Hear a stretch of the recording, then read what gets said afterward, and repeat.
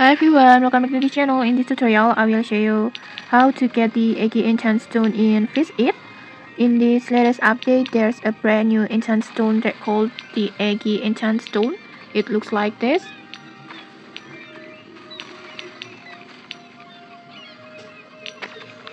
This one, it looks like a colorful egg like this. And to get this enchant stone, this Eggy Enchant Stone, it's actually pretty simple. You just need to fish in the Easter cave like this. And this is the only place where this enchant stone can be obtained.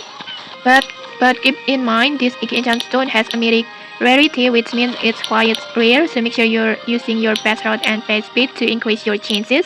You can also use potions like luck potions or luck totem to increase your chance to get this enchant stone.